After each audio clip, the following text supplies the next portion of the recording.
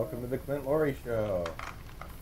Yeah, something like that. He's like, only when shit goes wrong. Guys. Are we live? Yeah, we are. It's not coming in yet. 18 seconds there into it. Go. Hot mic. Hot mic, hot mic. Number 2 trouble. Oh, you guys can't hear me. Daniel. Hold on, guys. Just sign yeah. in here. That's you 2. Hi, everybody. Going on. Did you survive the heat if you're in the Northwest? What did you think of that yesterday? I thought it was a little miserable. Yesterday, at least. You were on the beach the whole time. Were you not? Or you were home? Dude, I'm not into like I'm like an 81.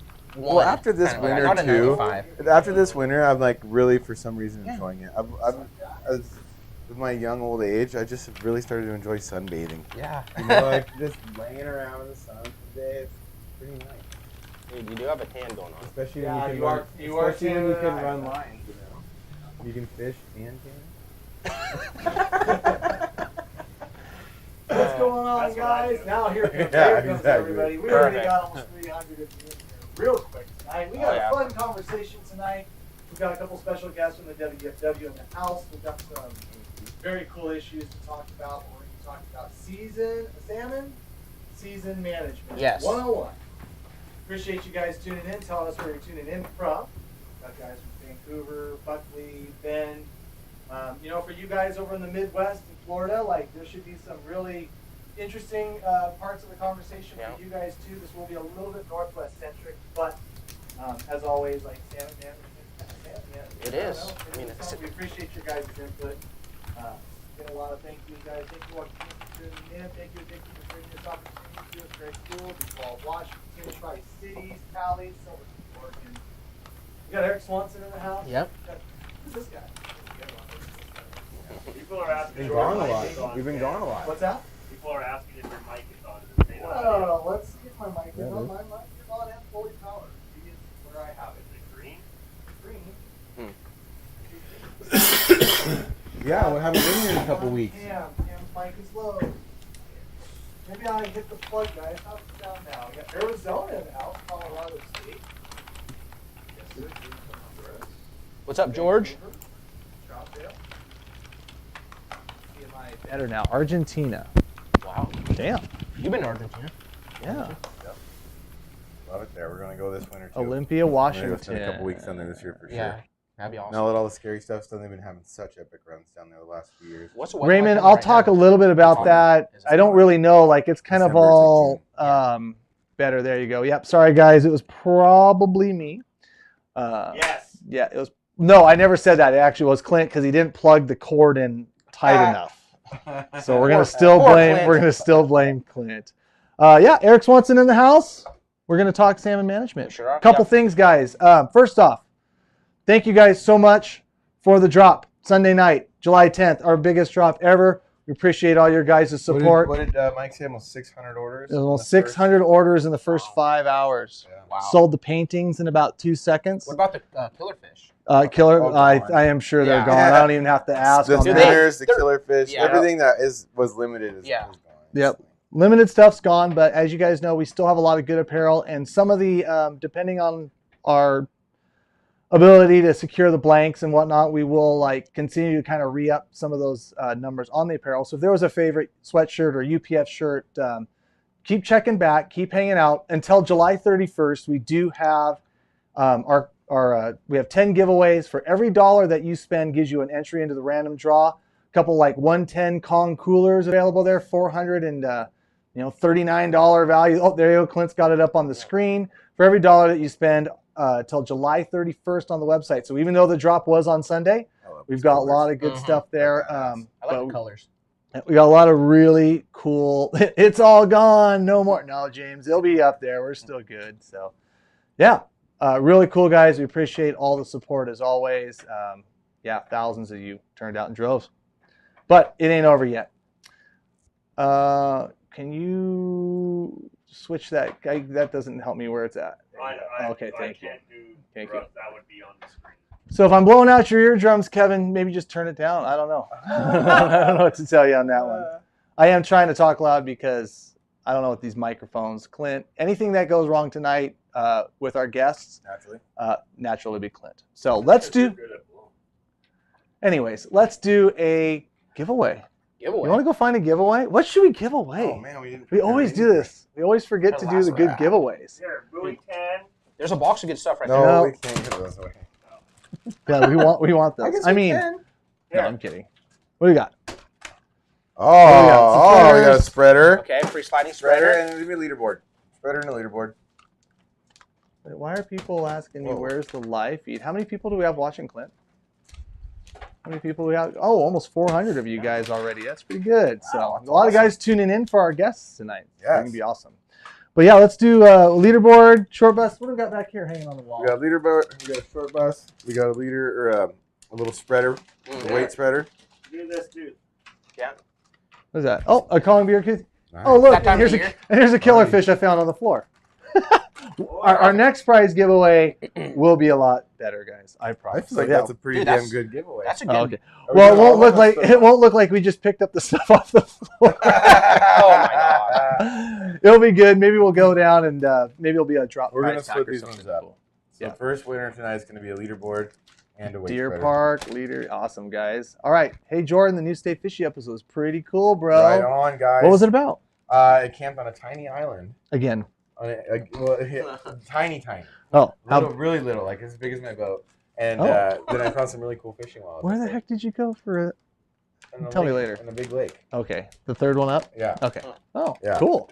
Yeah, I had some cool fishing and an awesome dinner. I was actually contemplating just going to do that by myself this weekend again because it was nice. It was so peaceful back in that cove.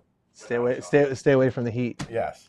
So you and Sean had to camp on the little tiny island together. Alex this time. Oh, did you guys snuggle? He sleeps in a tent. Oh, bummer. Yeah. He sleeps in a tent. I sleep under the stars. I think we call that a rock. Yeah, like Do we ever give away the salmon twitching jigs, Chad? Yes, we do, but just not right now. We're talking salmon trolling stuff. Wow. Even though there's going to be a bunch of A-runners on the way. So Like Nick and Jack.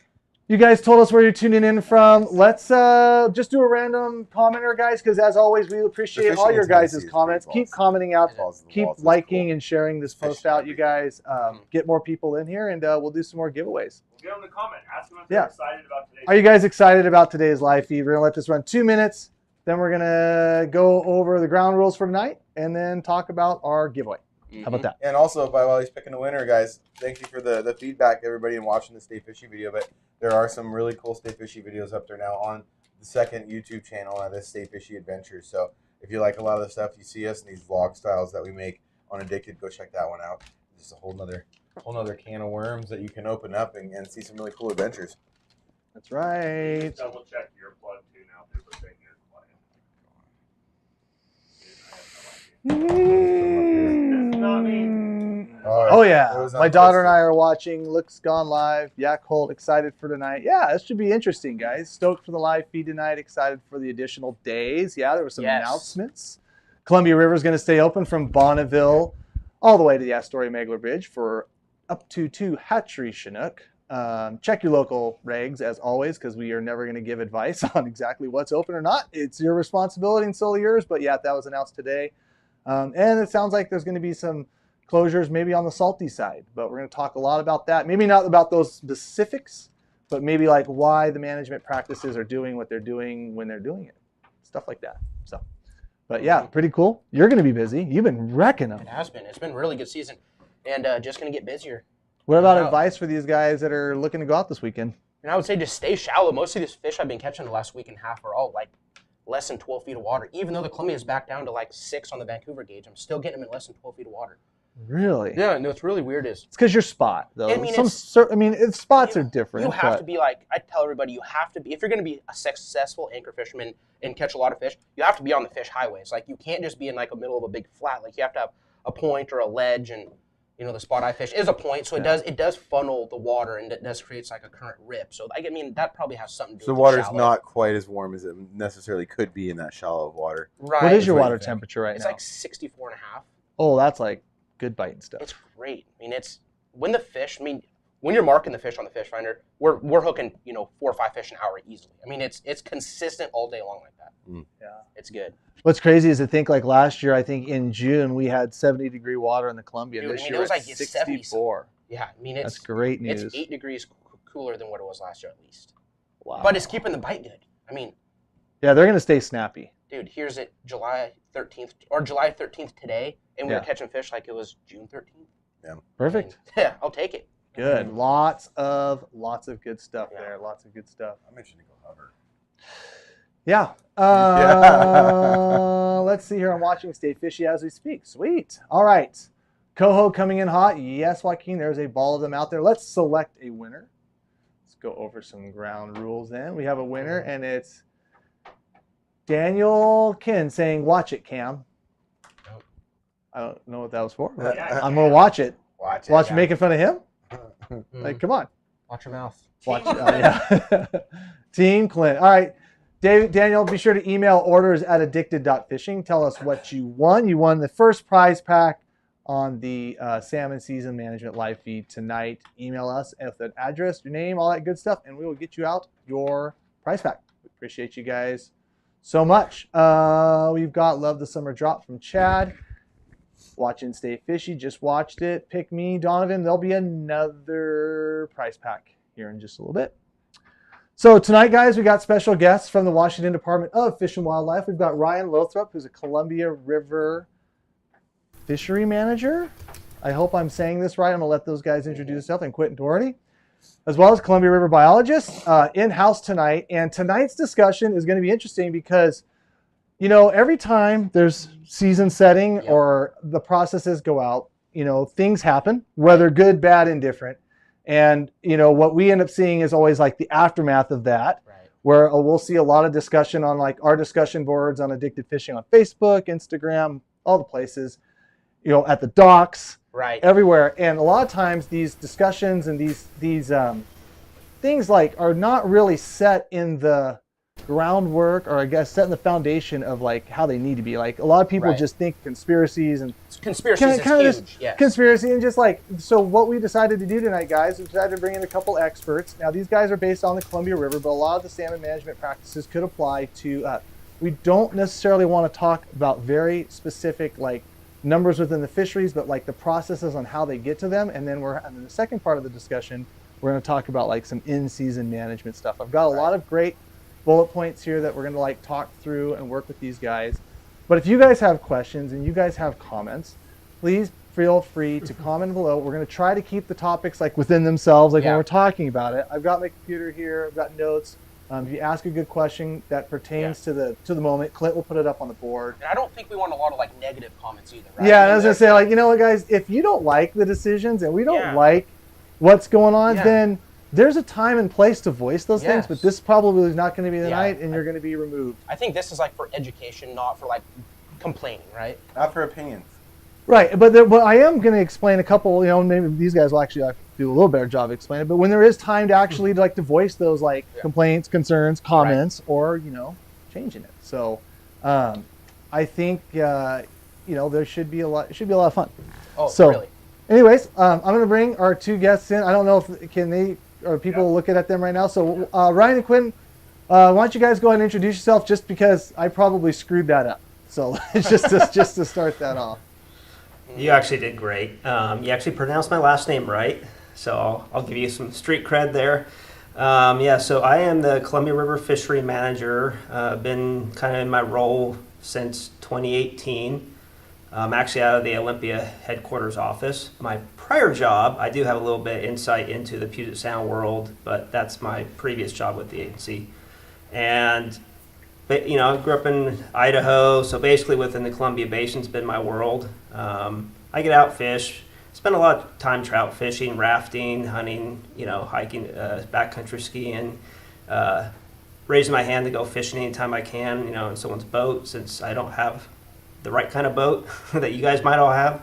But no, definitely looking forward to this chat, and take some questions, and then gonna kind of pass the mic over to Quentin, but he's a world of knowledge of our salmon stocks and fishing as well. So go ahead, Q.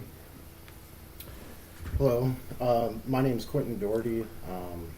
I'm with WDFW with the Columbia River Management Unit, and I'm a fisheries biologist. I've been working for the department for nearly 30 years, probably maybe a little more than that if you're including temporary time from back in the day. I spent about 10 years with the hatchery division, and I've been involved in fish management kind of in the southwest Washington region for the last 20 years or so. And I do like to fish and hunt. You know, I think it's a great thing for families and, you know, folks. It's a good way to stay out of trouble if you're following the rules and, you know, have the bounty to enjoy that. So that's what I got for me. I'm ready to get going whenever you're ready. Very good. Quentin, do me a favor. When you talk, speak up just a little bit. I'm trying to, I'm like doing this, not because of what you're saying, I'm trying to just listen. So, yep, do that a little bit. So guys, thanks for, like I said, once again, giving us the opportunity. Like I said, we always have a lot of discussion and misnomers, but where do we start with this discussion? Because what I have it started out as is in the email that I traded back with you, Ryan, was about forecasts. But really, I think some of the discussion might need to start there. I'm going to let you decide where we want to start it, because even before forecasts, Ryan, we have management goals that were set either through public input, advisory boards, or commissions. Where do you want to start this? Forecasts or management goals? And then how do we adjust from there? Which comes first, chicken or the egg? Yeah, I mean, either way, right? Either way you cut it.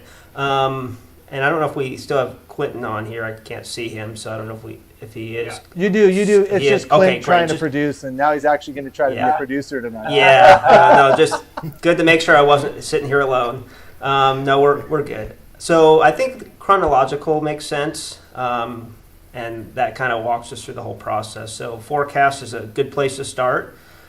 And, you know, I'm going to look a lot to Quentin to provide some insight there. But it actually starts before we develop the forecast, because we have to go back in time, just like the chicken and egg. You got to go, back a cycle. And we're actually reconstructing the fishery of what return, what was caught, to estimate total run size. So that kind of is the starting place. We start that, if you want to think about a calendar year, we start the run reconstruction for fall in December, and start pulling all that information together to start getting that prepared for our forecast development for, say, fall Chinooks come early, mid-February. So that's kind of how we get the ball rolling, if that helps. But I'm going to see if Quentin can jump on here and provide a little more detail, and I'll kind of backfill him. Sure. How's that? Am I talking loud enough? Can you hear me okay? Yes. Yeah. Okay. Well, Ryan hit it pretty good there. It does start with run reconstruction from the previous year's returns, and you have numerous escapement components, natural spawn, hatchery escapement components, post-season harvest estimates, and all that gets sliced and diced into stock-specific age classes for the return.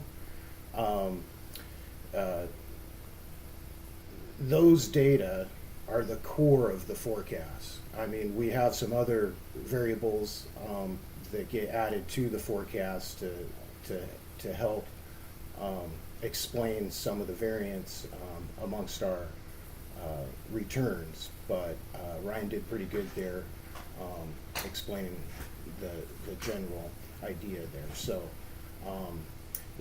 adding on as far as those other variables, we have ocean indicators, we have hatchery plants.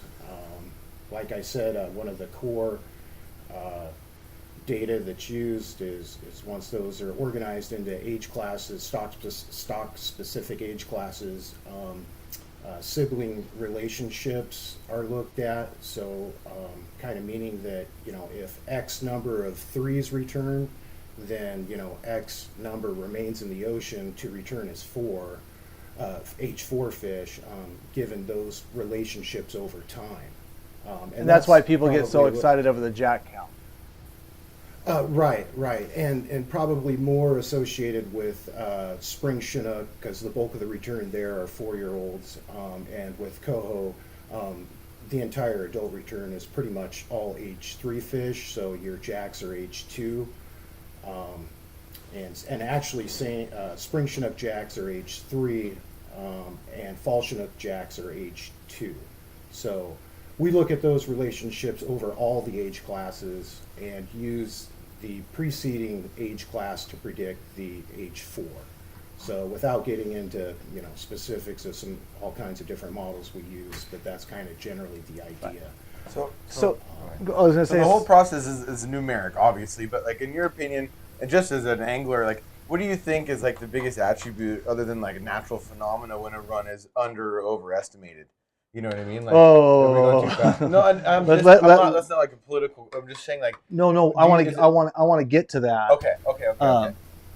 But what I was going to try to, that part needs to go there because, like, obviously really during season, it's like it's a forecast. Exactly. It's a weather forecast. Yeah, you can't. Weatherman's wrong all the time. You know what I mean? Wrong. Not. I would use the word wrong, but like you could also there's also a lot of variables. Right. Yeah. Right, and so the guys, basically what Quentin's trying to say is that they take the numbers at the end of the season. They start crunching into December. They take each individual stock and then they look at like the age class in that stock, and then that's like I said where you see people get excited about jack counts and whatnot. Like so, if there's a lot of coho jacks that are coming back as 2s, well next year that amount of jacks represents what could be out there in the ocean because they understand that depending on the stock that there's a certain percentage of fish that come in as jacks. That shows the remainder out there, and unless they all get eaten or die from a blob or something, crazy. Like that's the kind of the takeaway to this part of that. I mean, anything you want to add to that, Quentin or Ryan? Yeah, I wouldn't mind adding something there, Cameron. So basically what I've seen over the last 20 years of being part of these forecasts is typically the trend is as a run is building, I mean all this is cyclical, right? Right. And as a run is building, you typically under forecast, and then when you get kind of towards the top, around the top of the curve of that cycle, you're pretty dang close most of the time, and then as the run starts to decrease, there's a pretty good pattern of over predicting. So we're always working on trying to explain that error. Right. But right. That makes a lot of sense. That answers my question to a T. And if I can jump in there too, so the ocean, I don't want to say is a black hole, but it's a vast place that we are learning still. And we are gathering, NOAA's collecting more data for us. We're using that. We're starting to get more dynamic with our modeling and predictability. And you have to remember, everything is just an estimate until the next stage. And we update it when we can. But as we learn more about the ocean, some stocks we're able to better predict. I'd like to think our forecasting ability has improved for many stocks in recent years as we move forward in time and actually collaborate with our co-managers. That's another thing I wanted to kind of highlight is this isn't just Washington staff generating these forecasts. It's Oregon Department of Fish and Wildlife. It's Columbia River Intertribal Fish Commission, 𝗛𝗄𝗎 tribe, Upper Columbia WDFW staff, Idaho Fish and Game, and then big piece that we may mention a few times, TAC, USV Oregon Technical Advisory Committee. So there's all these various co-managers that pool all this information together, and in many cases we collaborate to review numerous models to use our review models and find the best performing model to move forward with. So that's kind of generically how the process works. And then next year we'll do it again. Never ending. So you guys start that process in December. And then, so also too, you got like hatchery plants are added into that as well. Like you said, you're working with all these different entities, tribes and whatnot. Obviously hatchery plants are going to be a huge part of that forecast. I've also got, like you said, the age class of the ocean. Like you said, it's not the black hole, but there's just a lot of variables in the ocean. the bottom line is that eventually, somewhere in December or January, you end up with a number, or is it more towards like April? So I'll jump right in real quick on that. So it depends on the stock. We kind of do it based off, chronological order when fisheries get going. So spring Chinook sockeye are the first two.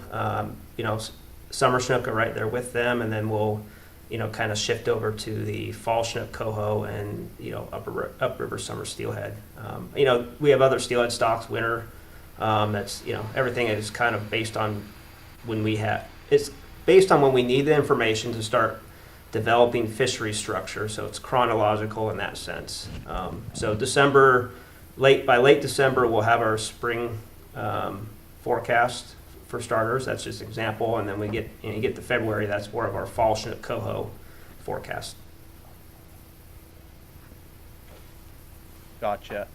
Warren, I'm just going to add your comment right here just for the moment, because I basically am going to get back. We're going to get back to something along those lines. It's not going to be specific to that fishery, but when we talk about some in-season management, we'll do that.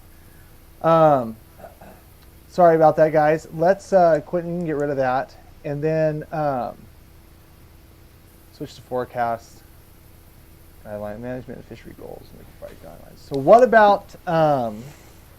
So we've got the forecast numbers for the stocks. You've got spring Chinook. You've got sockeye. But then when we get into the fall stocks and the summer stocks, we're now talking like the north of Falcon process. Like, where does that now that we've got the forecast, we've got these numbers, like you said, you got the chronological order, but as you move to the fall, now we've got NOF, north of Falcon. What's that about? Yeah, so North Falcon, it's actually a physical location, but I know you're speaking more to the process. So, it's actually referring to Cape Falcon. And so there's a south of Falcon and north of Falcon for fishery development process for salmon. So north of Falcon is largely, it includes Oregon, but it's largely kind of generically understood as a Washington process because Puget Sound's in part of that, Willapa Bay, Grace Harbor, Columbia River is. So from a north of Falcon process, that's what we're doing is we're working on those summer Chinook, fall Chinook coho stocks largely. We do in the Columbia River roll in steelhead just because, steelhead is ingrained into our salmon fisheries. And so we have a public meeting process come March, maybe even late February if we're ready or, forecasts are ready. And that runs and coincides and is part of and ingrained with the Pacific Fishery Management Council. And so that process sets the ocean fisheries, the federal water fisheries, and then the state is kind of is built within that, as well as the tribal fisheries. And so then we are intending to, and we will, through a preseason plan, meet our conservation objectives. And by what I mean by that is our allowable ESA, Endangered Species Act, exploitation rate limits or escapement goals or other measures that we have in agreements with co-managers or within the Pacific Salmon Treaty or with our tribes and management agreements within like USV, Oregon, and Washington. So I know a lot of those are acronyms and things that people may not be aware of, but just kind of getting us started. Well, I guess the long and short of it, we could probably say like you got a bunch of fish that are forecasted to come back. You've got all these restrictions, and I think some of the parameters, I would almost have to say hundreds of them, because you got all these river basins, you got all these different stocks.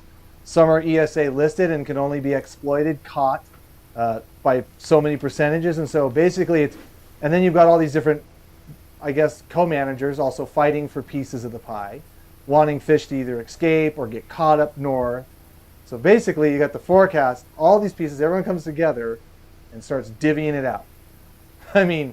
Really, and then, but you guys have parameters set, like I guess NOAA ESA would have restrictions, basically saying you can only catch so many of these, so much of this, you can only catch so many here and there, right?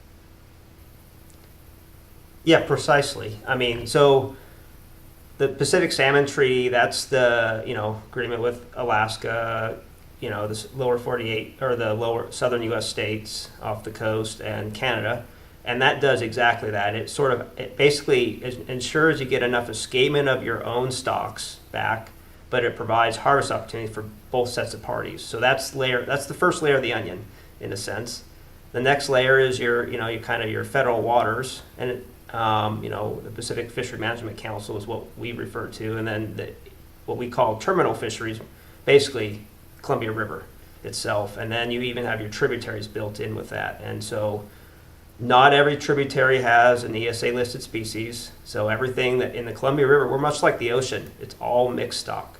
And so we're finding ways to we have constraining stock, so we manage to what's called weak stock management. So whatever is the pinch point, we have to trim everything down in order to meet the most difficult fishery to get down to. And so that unfortunately means many fisheries are cut back to meet that, or they're just shaped in order to meet that objective. And some of the framework, much like the USV Oregon Management Agreement within the Columbia River, we actually have some prescribed allocations between the treaty tribes and the state fisheries. So those are actually already set, through a 10-year agreement. But not all parties have those kinds of agreements to share what's available to fish on. I hope that helps a little. I don't want your job. Yeah, that sounds extremely stressful. So before we even get to a season, guys, that's even set, I wanted these guys to kind of run through, like I said, just to give you a scope of like why it is. I could bring up a great example of like what Ryan's talking about, where sometimes fisheries get shut like with the sockeye season right now. We're going to touch a little bit on that on kind of the in-season management kind of part of the discussion, but keep maybe that thought in your head. We weren't allowed to fish on a couple 100,000 forecast because of one small ESA protected component within that run that could allow no basically harvest. Exploitation, no harvest. Right. So like sometimes when you see those restrictions come and they're set, then those are the parameters and we can't conduct fisheries. Now obviously things can change. Right, of course. Forecasts can change, or predictions can be different, or things can show up, or good and bad, but just something to keep kind of in mind with that. So then Ryan, the seasons get set, right? You guys take those numbers, what harvest is allowed in what area, and then you start pushing out dates where you actually are going to say, okay, buoy 10 is going to open August 1 and go to what date and the next date. And can you talk a little bit about like the discussions like within the Columbia River North of Falcon process, and then maybe like, is this the time that we're like public, the public input can be brought in to, I guess to you guys or to the advisory board, like where this is like the time for people to speak up, like if they do or don't like the seasons. Yeah, I'll kind of get us started, and Quentin will definitely jump in on the details. At the high level, we roll out with the forecast.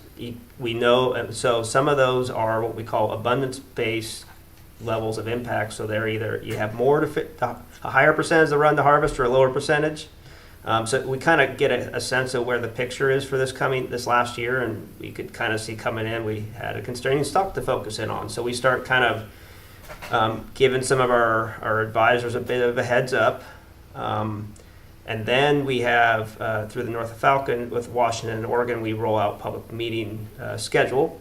And so the Columbia River Joint Staff, so when I say us, it's Washington and Oregon, develop basically, what happened last year, where we landed. That's informing us where we're going this year to some degree, because lessons learned, right? And you move forward.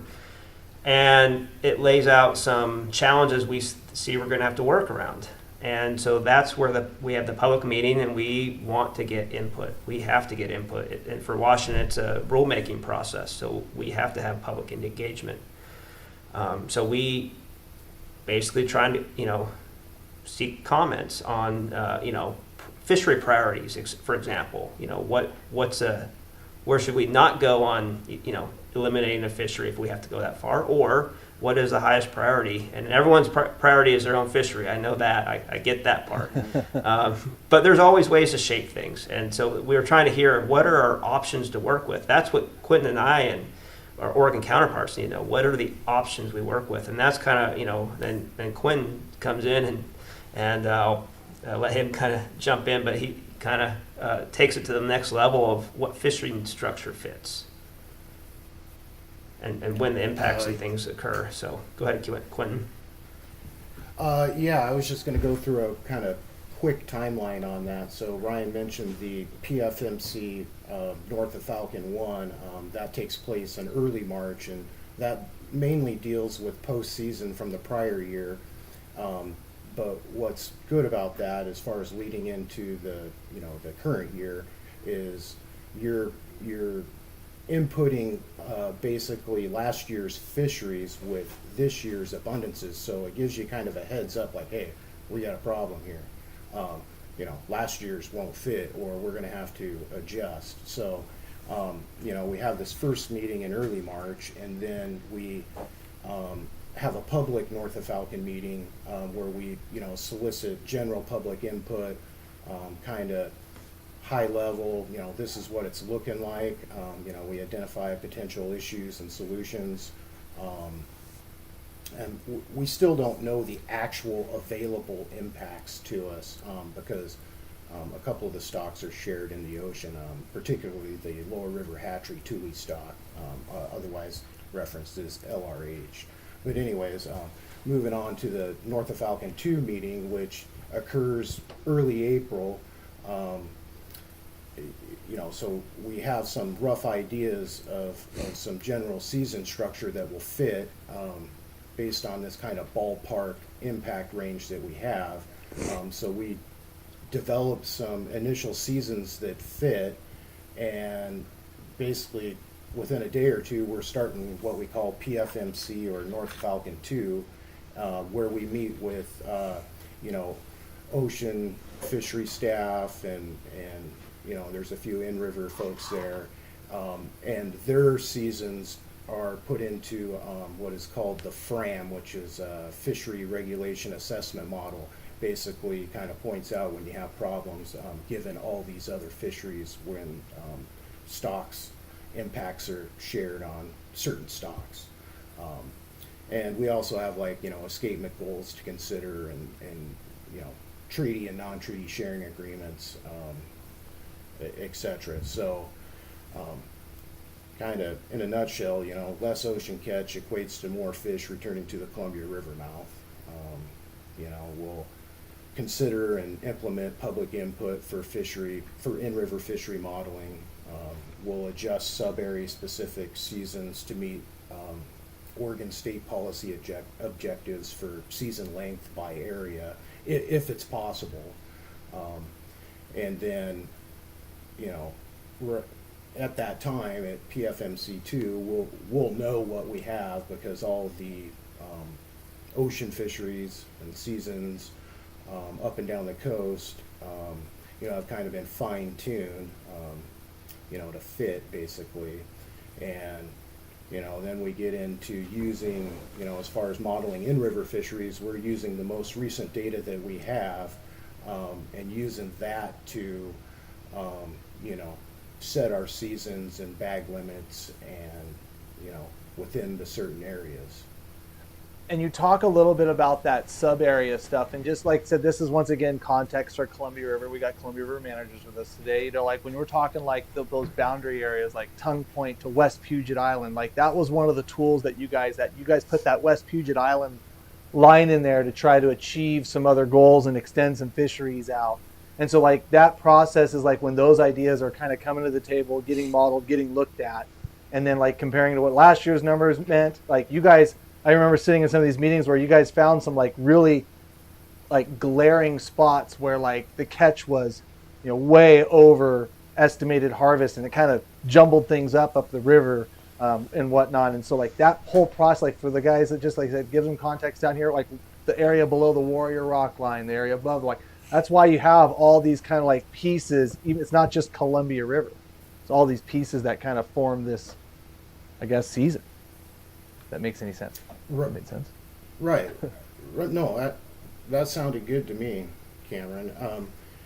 I just try to give just layman's context, not fish biologist context. But yeah, real fast then, and then the seasons are set, right? We go from the April Season process, it hits the paper, it finalizes like a week later, and now we go fishing, right? At least for the summer stuff.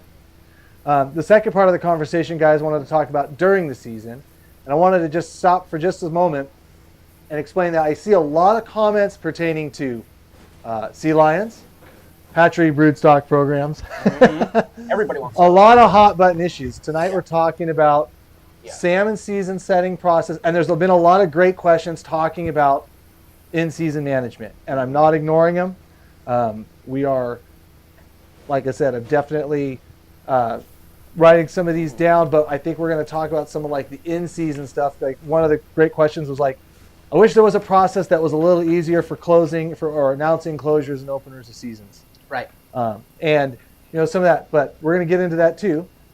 So let's talk about now, Ryan, Quentin, we're going fishing. The season's been set. Day one, we start fishing. Do you guys want to run through a little bit about like tools for managing these fisheries, whether it's sport creel, dam counts, catch that we see coming down the coast? Give an idea of like what you guys are doing day one when these fisheries are being conducted. Yes, I can I'll take that. kick us. Oh, go Oh, ahead. go for it. Keith. Oh, they both want You it. first. Perfect. Yeah. I'm getting No, excited no, now. no. Here we go. It's all Quentin. Okay. If you say so. He is the boss, so. Anyway, so in-season management. Generally catch estimates are derived by applying the relative observed catch, the catch rate, to the effort estimate or count. Catch projections are updated in season based on recent, and current fishery performance. Getting into kind of area specific stuff, we monitor the catch daily for buoy 10. Not that we're not monitoring the catch for other areas, but starting with buoy 10 here, that we produce catch estimates daily, more internally. We do post some sampling information as far as number of anglers, boats, stuff like that to the website, so folks could check in on how the fishing is. But so we get daily effort counts from Oregon ramps. We get daily effort counts from Washington ramps, and then working up the river here, we get weekly catch estimates for the Lower Columbia and Zone 6, which is above Bonneville for folks that aren't familiar with that terminology. For the Lower Columbia River, which is Bonneville to West Puget this fall, but typically to Tongue Point, Rocky Point line, the Lower Columbia has weekday flights and weekend flights. They fly an airplane, they count how many anglers are fishing. The river's broke down into sections. One area it might be good that day where another area it's not, so we try to fine tune our estimates that are specific to sections that could be anywhere from 20 to 30 miles, and sometimes a little less than that. Zone 6, which is above Bonneville, like I mentioned, weekday and weekend effort counts via a roving creel, so they're counting trailers and boats whenever they can. The gorge there, everybody that's familiar with it knows that that's pretty large and a pretty tough one to cover there. But as far as managing the fisheries, which is all this stuff is kind of rolled together. We have our samplers out there, so spore sampling. Those folks are interviewing anglers, and what we're getting there is catch per unit of effort, which is your catch rate. We're collecting coded wire tags, which equals your stock comp. We have dam counts, which equate to in-season run size adjustments. When you're at or approaching the average 50% complete date. Obviously, the counts prior to the 50% date can tell you something, but typically right around that 50% time is the complete date is when we would be looking to have an in-season run size update. We have spring test fisheries, which can equate to early abundance indicator, stock comp, we get mark rates, we get species composition, how many steelhead per Chinook, upriver, lower river, springers, etc. So, Quentin, I just want to touch on that just a little bit more because I think every angler out there is like, during a spring run, oh, there was 1,000 fish caught today. I didn't see a checker at the ramp. Right. How did they get those numbers? Right. I mean, it's a sample. It's not, like you said, between any of these tools like the flyovers, the trailer counts. It's as accurate as they can get without having a guy sitting on every single angler's boat. Right, exactly. In the river to determine the catch estimate for that day or for that period of time, like day, week, or month. And why do we want to touch that? Because I always see that because it's like whenever there's a closure on spring Chinook, you'll see a million comments out there like, I never saw a checker check to me all year. Well, he doesn't have to. Right. They actually don't have to, and they're really not at an ability to do that. Right. He's just basically saying there's a formula that there's calculated. There's a formula that they use, so when it decides, when they reach their quotas based on preseason forecast, they can make an adjustment if need be. And we might not like it, we might like it. It always depends. Right. So if you don't mind, I might touch on that just a touch. Please. Yeah, so we actually don't really do a census at all. I mean, other than trying to get counts, that's the closest thing we get to a census. Our estimation process has methodology review by our collective co-managers. Like when we co-manage with Oregon, it's Oregon and Washington review how we come up with our estimates. It's statistically sound. We review it, we check it. It's not a guess. It's an estimate, and it is using data. We aren't plugging in random numbers or our best professional guess. We're using actual real numbers to expand and estimate. There's randomness in there because, fisheries have a randomness to them. So that's what gets us there. The other part too is if by trying to do a complete census at every boat ramp 7 days a week, from sunrise to sunset, that's a waste of state resources because our estimation process will get us to the same number. So there is another reason. It also, saves some state money that everyone pays into, and we can use that for habitat restoration or other work too. So Hatcheries. it is Sorry. and hatcheries. But yeah, so it's a scientific process is what we're doing, and we review it and move on, and we're always striving to improve. And I can leave it at that. But the other part too, and we're all living in a challenging world right now of recruitment, and the states are having a challenge filling technician positions. So we're going to go into this season, do the best we can with what we have. But I mean, I'm going to do a quick little, hey, if you're looking for a little gig, sign up and get interviewed, and we'll put you out there if you qualify. I'm gonna add to this real quick because I did a stint. I actually used to work with Quentin back in the day as a scientific technician. I was going to college down there by the office, working in a coffee shop. That's cool. And I met John Weinheimer and Ray, and they would come in for coffee, and they hooked me up with Eric Winther, and I worked on the pike minnow program one year, and then I did a ton of sport sampling, stream surveying, commercial observation since then. And I could tell you, you guys want a good job and you guys want to see what's going on out there along these rivers, man, these guys will send you to those places. It was a very, very interesting job. Like a good summer job or something? I mean, it was a very cool learning experience for sure. So yeah, check it out. Region 5 Southwest, I guess any of them. Probably ODFW also. Yeah. I'm seeing a lot of new sport creel samplers down there too. Mm-hmm. So, also too, Quentin, I'm going to go back to one little thing that you talked about, and this is where I'm going to throw in another Columbia River variable. I don't know what else to use, but you talked about you guys collect the coded wire tags and you're constantly processing those as the collection. And when it comes to collecting those coded wire tags, what's within those coded wire tags that can shut down a buoy 10 season quicker than quick? When you get too many LRH tags. And what are LRHs? Lower River Hatchery Tulies.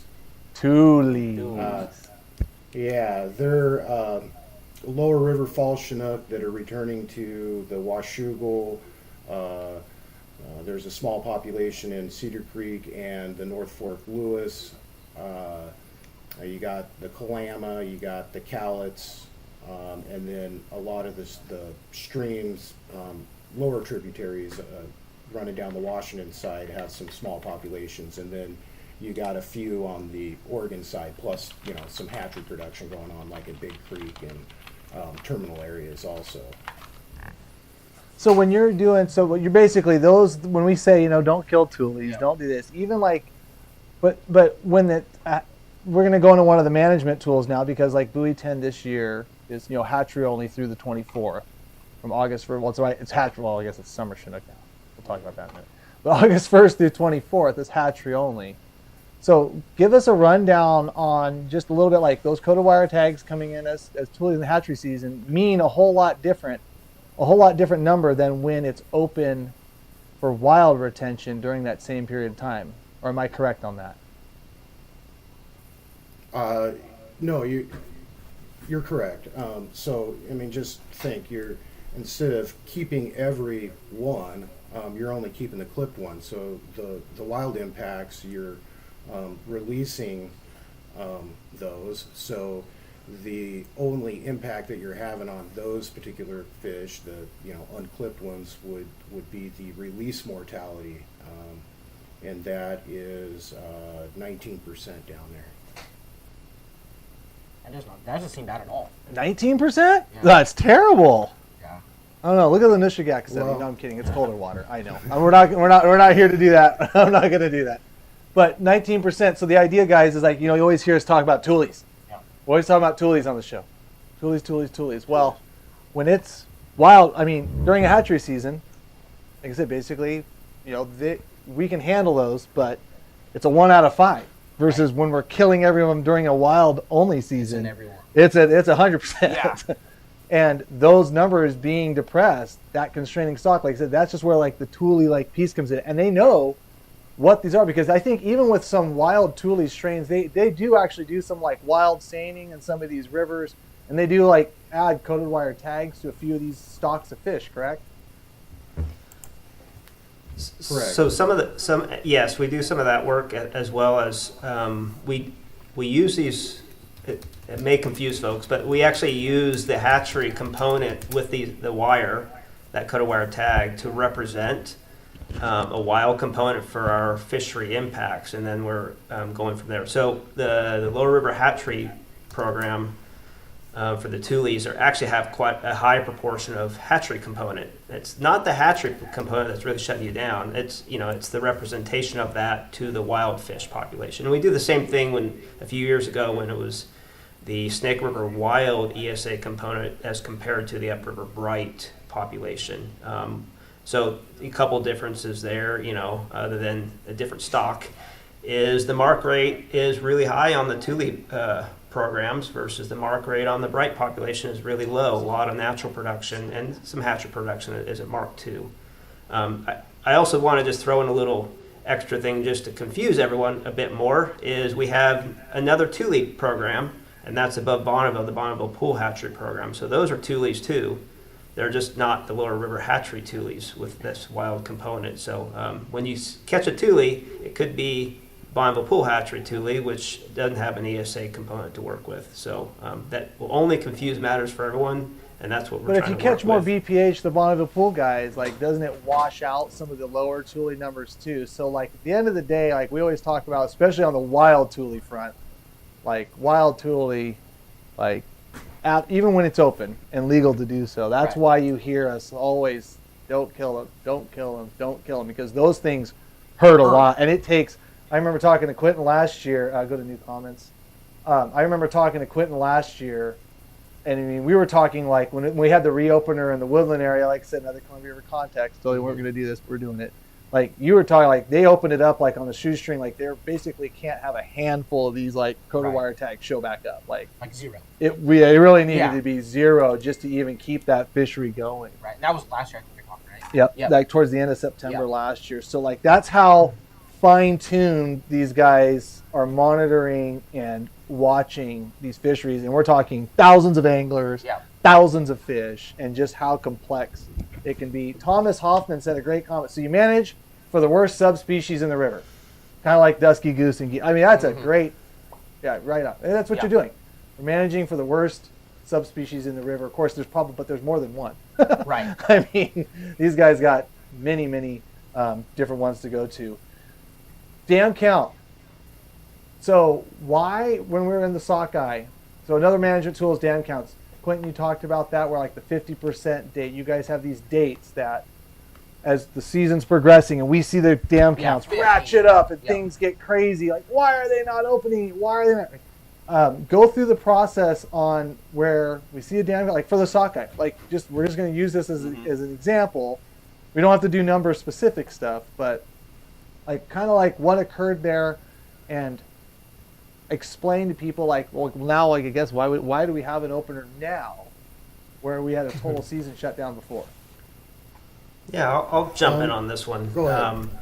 Yeah, so the Lake Wenatchee population, it was under the forecast to Lake Wenatchee was under the escapement goal, so that's what led to the basically as low level of impacts as possible. So that's kind of where that was the preseason, right? In season, and that's what we're talking about, updating the run and why we're able to have a fishery. What is just we're using Bonneville Passage, and we add in lower river harvest or mortality associated from when we're sampling at the docks. We know how many sockeye we released. We add a few in based off the release mortality. So there's two components there, but it's really what is your below Bonneville up to Bonneville Dam return to the Columbia River mouth. And so as sockeye numbers were coming in, obviously it became pretty obvious pretty quick that we were tracking really well above the 10-year average, and then it just skyrocketed. And sockeye are known to handle strong currents, while you saw summer snook and other stock, not doing so well when we got that pulse of water moving down the system. So it was we were getting really excited. However, there is a it's a co-management process. It's USV Oregon TAC, and so that's Technical Advisory Committee. I sit on there as many of my colleagues do, and we peer review models, outputs, data that Oregon brings to the table, or U.S. Fish and Wildlife Service, or NOAA, or Columbia River Tribes, Idaho, Oregon, ourselves. So we all bring different information together, and we use our professional peer review process basically to estimate what the run size is. And generally speaking, that half the 50% run on past years kind of informs us when we can make that call. But we were actually this year, summer snook, we actually made that call before the 50% date because the numbers were pretty strong. So that, talking about sockeye, but we were able to handle summer snook at the same time. So that's kind of how we got to that point with the Fish Passage Center estimates for passage over Bonneville. And then that information gets distributed to the managers, and then we use it, Quentin and I in Oregon use it in the compact hearing, joint state hearing process to consider additional time now that we estimated that, quickly, that Lake Wenatchee was not going to be an issue for escapement. And now, obviously, it's looking like the second largest run on record. So that's kind of how we walk through that. I mean, just this year, I mean, It kind of goes back just to my question. why? Is this natural phenomena, or is it just some years? What's your guys' opinions? I mean, I'll be honest with you. Like, winter steelhead was gangbusters. Yeah. Spring chinook was gangbusters. Sockeye, summer. I mean, and now I'm just gonna say it. We've seen it in Marine Area 4, where 12% of the quota was caught in 2 days. Now we're seeing it in Marine Area 1, where there's and I've seen it, I've witnessed it, I've killed a lot of them. Phenomenal Chinook fishing. Right. And we're starting to see it on the wall real quick, that these runs that I think we're looking at hopefully the same situation in the fall. Right. But why do you guys think, Yeah. Well, that's a great question. If we knew, we would have better forecasts. good point. We actually... Okay, yeah. Never mind. We have, we're done. So actually, everyone could kind of, not everyone, but we were starting to see an improved set of ocean conditions, the La Nina. That's better for Pacific Northwest salmon returns, Alaska doesn't do as well, and then El Nino is better for Alaska, whereas for us, it's basically cooler, warmer ocean and what food sources out there. So that's kind of one major signal that but the challenge is spring Chinook and sockeye and steelhead are notoriously difficult to forecast, more so than summer Chinook, fall Chinook, coho. So that's a challenge on its own. We're getting better, I'd like to think. The other element is biology. Sockeye are basically largely a 4-year-old, stock-driven stock. And so if you look back in time at go back 4 years, that was a pretty decent run, 200,000 or 300,000, and then another 500,000. And so there's those patterns. But when we were doing the forecast methodology review stuff, we looked at a suite of models, and that's where we landed at a lower estimate. But a pure jack count approach was informing us a higher number that could have been useful this year. That we looked at, just didn't land on. So it's a body of evidence. So biology is one part for sockeye, but good ocean conditions. Good returns and all that. So it's just a suite of many things that probably led to a good return, and we all hope it leads right into fall. That's great.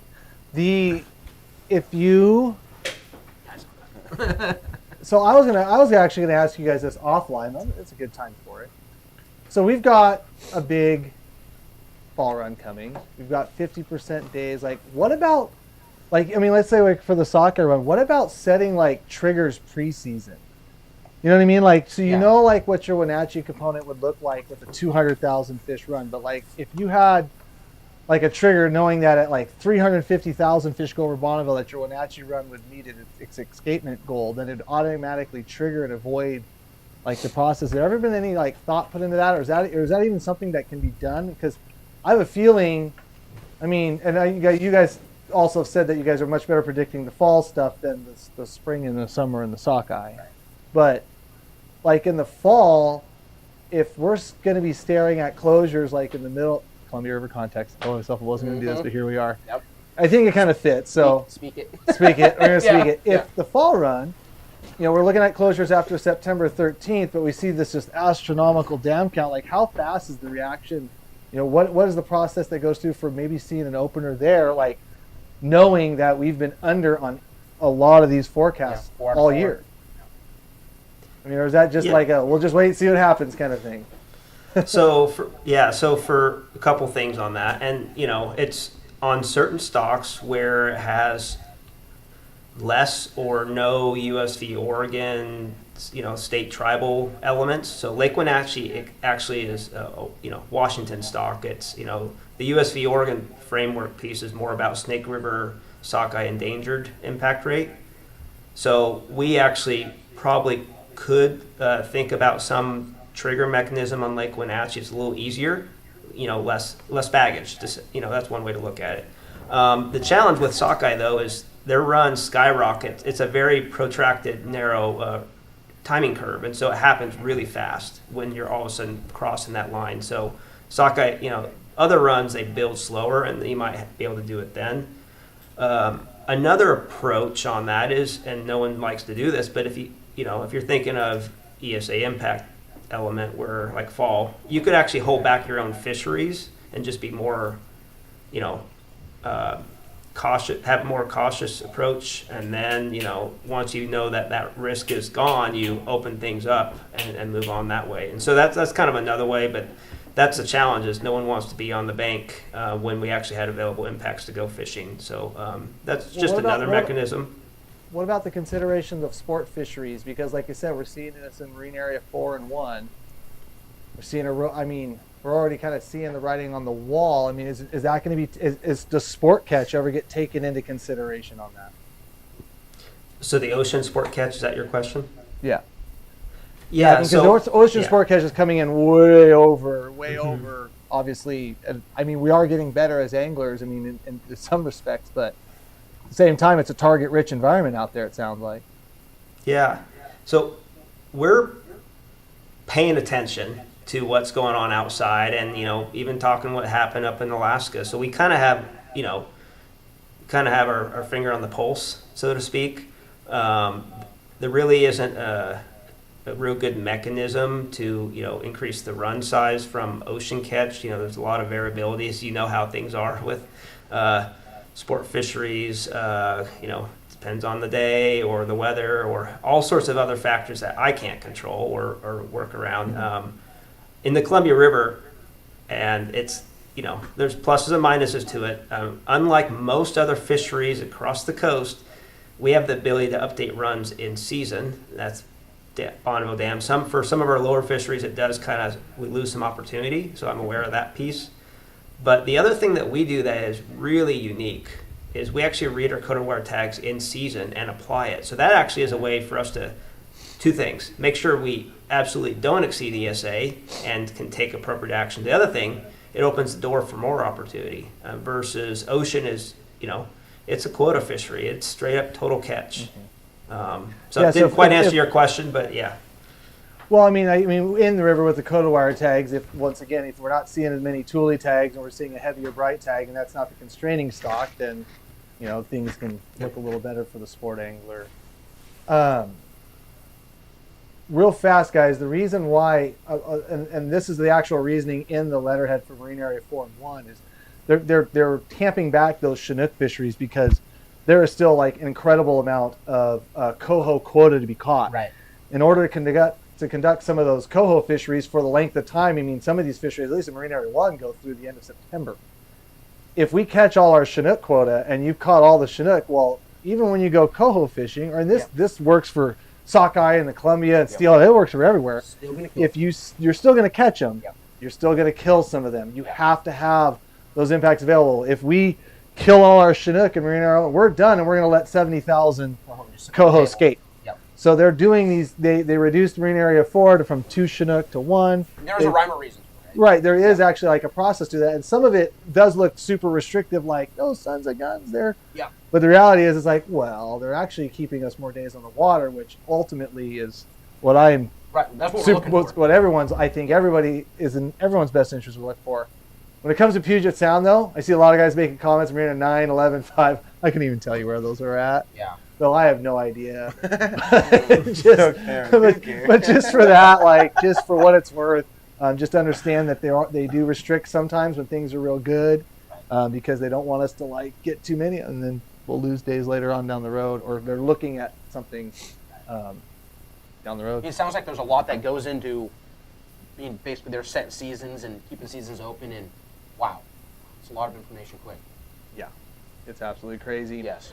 What do you guys consider a successful season? I want you guys, because it's not just keeping things open every single day and killing as many fish as possible. So what's a successful season to the WDFW? If you guys did your job at the end of the year, what's a successful season? Go ahead, Quentin. All right. Well, what does WDFW view as a successful season? Well, probably, meeting or staying within our conservation objectives, our agreements with co-managers, providing a diversity of opportunities, trying to spread folks out, lots of days on the water, hopefully providing an avenue to recruit new anglers, maybe some big smiles on some anglers' faces, maybe create some great family or memories or friend memories, and maybe bottom line, maybe more fishing time than expected pre-season, but always our goal is to do our professional best to meet and stay within our conservation objectives, our management agreements, and our policies. So you guys aren't just sitting there conspiring at any given moment just to shut us down. Because that's what I'm getting at. It does not make our job easier at all. No. Yeah, these guys have an incredibly tough job to do, and it's not just based on how many days or fish we get to kill necessarily as anglers. So I'll let you guys off the hook just for a second. I want you guys, so if we had a good discussion tonight, and if there was another aspect of, put it this way, this is the last call for any questions, comments. If you guys enjoyed the live feed, let us know. If you guys want to see us expand the live feed, like I've got some targets and some ideas for these guys for down the road for future live feeds that I would love to bring in. I see a lot of discussion about like hatchery management policy. I've seen a lot of stuff on Puget Sound, which, like I said, unabashed, I have no idea. Ryan does, though. Maybe we get Ryan back in for a whole Puget Sound. Or if you guys want to see any of these other discussions, like a couple other hot topics, Oregon coastal salmon. That's a big piece. The broodstock managers, North Coast steelhead managers. We're going to be eyeballing that. As we get done with we come off the high of this great fall Chinook and fall salmon season we're going to be looking at winter steelhead like right down the road. So if you guys want to see more of these guys live feed, I'm going to give these guys just a second. We'll do another giveaway here. I don't know what it is. We got a big one. We got a good one. And the last one real of the night. Fast for the last comments of the night, guys. We got some 25-pound tough line XF fluorocarbon. Yeah. It's a giant fish fighter sticker. A Kong koozie. We didn't give this away yet, did we? Yeah, we gave those away. Both of them? Yep. No, we didn't give the plug away. Oh, give the plug Okay, away. and A killer fish. killer fish. Big Yes. grand finale. Big you grand wonderful finale, people that guys. stuck with And us basically, through I this. want to see some of your comments. Last comments for Quentin and Ryan. We'll fire them out there, and then we will let these guys go. While these guys are chiming in, is there anything that you guys want to add, Ryan and Quentin? We thank you guys so much for coming in tonight. Yeah, so really appreciate the opportunity. We're always looking for what's important to everyone out there who fishes. What's the most meaningful opportunity? We fish. We think we get it, but it's always changing, and we're trying to get everyone's perspectives. Sometimes we have a challenge, getting enough people to provide public input at our processes, and so I can, so everyone should step up and give us some input.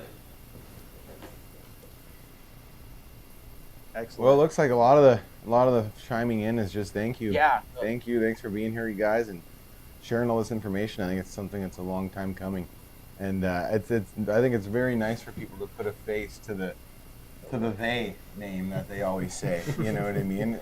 They always say they made this, and you can familiarize with somebody and see it's people that care and actually have a wherewithal of what's going on out there. It makes And it all they're a lot actual easier. anglers and hunters too. Yeah. I think that's the most important part. That's great to guys see. that actually and I know enjoy Quentin what we- catches a few fish too. Yeah. Thanks WDFW. I don't know if you guys can see the comments, but thanks WDFW staff for your time. Thanks for the info. Very cool. Great job, Clint, on the tech side. I don't know how I said that. I saw it very professional. Thanks for your time and explaining how done. Good show. Yes. I think we're going to need to bring in somebody on the hatchery side of things. Thanks for the info. We do have a question here. How much money, when you buy your fishing licenses and tags of Washington, how much of that goes back into the fishery? I think There's if a I pie remember, chart for it, right, only 23% of like the fishery side of things even is funded by fishing licenses. I think that's somewhere around there, Ryan, Quentin. Oh man, put us on the spot. Well, we have a lot of money that comes in from all over the place. I should rephrase that. We don't always have a lot of money. Yeah. But we do say get a we're diversity of limited. funding. We get federal excise tax, Dingle Johnson money. You buy your binocs or your fishing pole. We get a little bit of that. That helps. We have grants, and we also get some, money to support, Endangered Species Act work. We license sales. Now we have some general funds. So it's a mixture. It's changed over years of how much is license dependent versus state legislative general fund dependent. So I think that's something I can't really answer. You can't clearly necessarily rely right on now. those licenses because that's a figure that's a number that changes every single year. You can't rely on management and people's livelihoods off of an unpredictable variable. Yeah, the X factor, right? Yeah. It is a Makes core sense. of our funding support. Yeah. I will say that. It's just, it does change, and it's every, a pink ear in Puget Sound can drive license sales up, right? But if you Yeah. don't have it, it's not there. So Yep. that's Yep. the challenge. All right, yeah, if You there's can no be started on fisheries, there's things no like money that. too. Right. That's right. Awesome, guys. Well, I'd say I got a couple questions there, but I think they were kind of answered. If you guys want to check out this live feed after the fact, be sure to go back to the Addicted Fishing channel on YouTube. Clint, let's pick a winner. Ryan, Quentin, thank you guys to Yes, meet you thank so guys. you guys. much Thank for you. tuning in, guys. Thank these guys when you can. We appreciate your time and effort tonight on a Wednesday evening, and hopefully we Yep. can do it again, guys. Appreciate it. Thank you all. Thank Yep. you. See you guys Thank you, later. guys. See ya. Well, we had 500 of you guys stick through the night, the entire time. Killer life. So let's keep this conversation going with them, guys. You know what? Like I said, it's a tough job. I've sit through some of those meetings, and the first couple ones I sat there, I was like, Yeah. just I like can only imagine like all what in the world? I still don't even get I don't even get a fraction of what Oh, those guys man. get. Wow. So at the end of the day, it is a tough thing. And if you guys want, like they asked for at the end, there's a time and place for public input. And they said it's there's not enough of it. and there's not enough of it, Right. and it's not on Facebook. Yeah. After the season's been opened or shut down or decided, like by the time that's all happened, Yeah. you missed the boat. Right. It's too late. I'm trying to say that. So, anyways, that was a good podcast or a good live feed tonight, guys. Thank you very much. Clint, pick a winner, Okay. and don't forget. Get them to comment really quick if they liked it and if they do have ideas for the next. Yes or no if you liked the live feed, and then we're going to pick a winner. I'm going to say once again, guys, be sure to tune in. Be sure to go to addicted.fishing because there is Oh, still yes. some items for the drop, and there's still a lot of good stuff on there, and every dollar that you spend on the store. And a It's lot an of entry. the clothes this time we've kind of changed some stuff around with our screen printing, so a lot of the clothes are available. So don't have if you've gone through other drops and been like, oh, it's going to be sold out. I'm not even going to go look. A lot of the sizes are in stock, and if they're not, we'll be getting them back in stock. So if you are looking into that, some badass apparel too. Some of the honestly, some of the best stuff I think Marlon's ever come up with yet. Oh, that's You awesome. know what I mean? And your Really- dog's on a couple of them, Yeah, too. Yeah, they got- littles there's on a little 'em. sweatshirt. There's a very artistic fish print on a couple of them. Some Yeah, that was badass cool. Yeah. Alaska ones as well. Something totally different. Yes, I something I've caught been a waiting sockeye for. while watching Sexy. this. It's awesome. Yeah, exactly. Flashy. Yeah. So good Flash, stuff there, guys. flashy. Addicted.fishing. They're And nice UPFs. And then real fast, guys, too. Once again, like I know we didn't get into the real nitty gritty on this stuff, but if there's a subject matter that you guys want to, let's bring these back guys in. Let's do it again. A lot of you guys are saying yes. Almost 500 of you guys stayed with us the whole time. We do appreciate that. Clint, let's pick a winner and let's get the heck out of here. Thank you guys for tuning in. Yeah. On people's faces. Yep, I'm hopefully you guys all learned a little something. I did too. I did. So very cool. D. Larson, thank you, Chad T. The tribes put way more fish in the system than they take. And D. Larson, you actually have a point with that. I think a lot of our fisheries wouldn't be conducted because of that hodgepodge of fish that go into the Columbia River. Wouldn't be occurring. We would not be fishing as long as we did if they wouldn't put those fish in there. I just wish they clipped a few more of them. Well, I wish they cooked a few more of them, but I'd rather have Yes. them in there than not. But No, guess you what? bet. Maybe we bring Columbia River Intertribe one day and have a discussion with them. Like Sounds like This- everybody liked this kind of this set the platform. precedent, guys. We appreciate you turning in. D. Larson, be sure to email orders@addicted.fishing, and we will check you guys later. Have a good night, everyone. Later. Stay fishy episode.